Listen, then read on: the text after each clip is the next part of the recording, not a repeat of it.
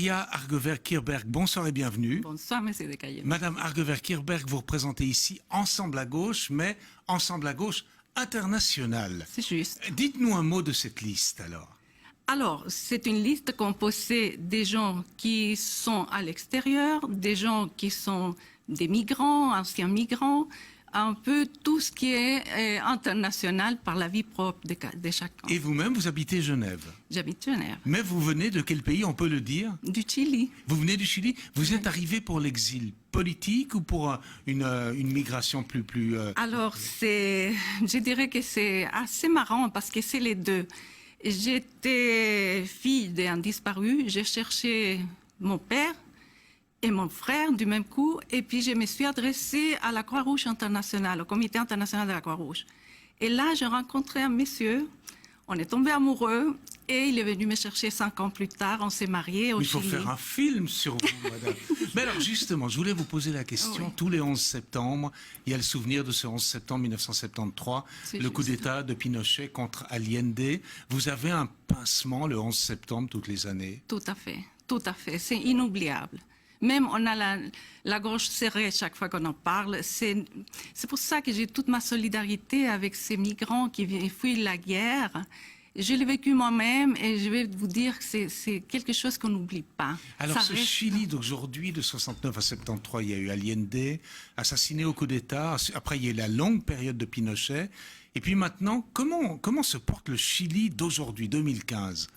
Le Chili d'aujourd'hui essaie de construire, de réformer tout ce qui a été terriblement vissé par le néolibéralisme. Comme vous savez, c'était le laboratoire du néolibéralisme, le Chili. D'où l'intérêt de M. Kissinger et Nixon de faire ce coup d'État. Exactement, tout à fait. C'était pas seulement politique, c'était économique. C'était économique. Allende avait nationalisé le cuivre, le premier pays. M. Patino. Ouais. Et ça, c'était la Bolivie. L'étain, la Bolivie. L'étain, exactement. Ouais. Allende a quand même nationalisé, statisé les banques, et les compagnies de téléphone. Alors là, c'était insupportable. Alors, vous, comme représentante d'Ensemble à gauche, si vous êtes à Berne, quel est le chantier qui vous semble prioritaire pour la Suisse ? Elles sont plusieurs, vu que moi-même, je suis une travailleuse, une femme de surcroît, une immigrante. Je pense que sont tous des territoires, et en plus vétérinaires, sont tous des territoires qui me tiennent à cœur. Les Suisses de l'étranger aussi, parce qu'ils ne sont pas seulement des gens qui jouissent de leur retraite sous les palmiers. Non, c'est des gens qui ont dû partir, pour la plus grande partie d'entre eux, des gens qui sont dû partir parce que la retraite ici n'était pas suffisante. Et celle qu'ils touchent ailleurs n'est pas nécessairement formidable. Exactement. Mais alors, vous êtes vétérinaire, ça c'est important, on va en dire un mot. Est-ce que vous estimez que la condition animale en Suisse, je pense notamment aux animaux destinés évidemment à la consommation, est-ce qu'elle est suffisante, est-ce qu'elle est bonne, qu'est-ce qu'on peut améliorer au fond ? Bon, j'ai toujours été admirative par le lobby de protection des animaux. Il y a une loi de protection des animaux en Suisse qui est exemplaire. C'est génial. Elle est respectée.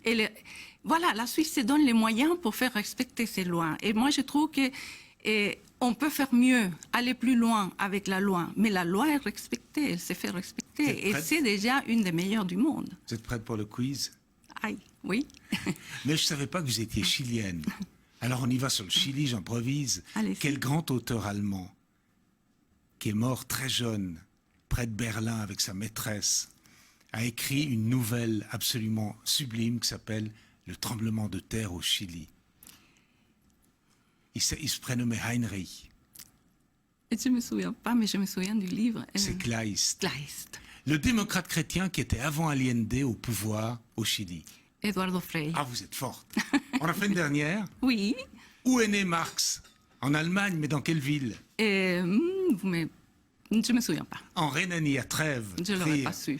Je vous souhaite une très bonne campagne. Merci beaucoup. Au plaisir de vous revoir. Merci beaucoup. Et merci beaucoup d'être venu. Au revoir, merci, madame. Au revoir, monsieur.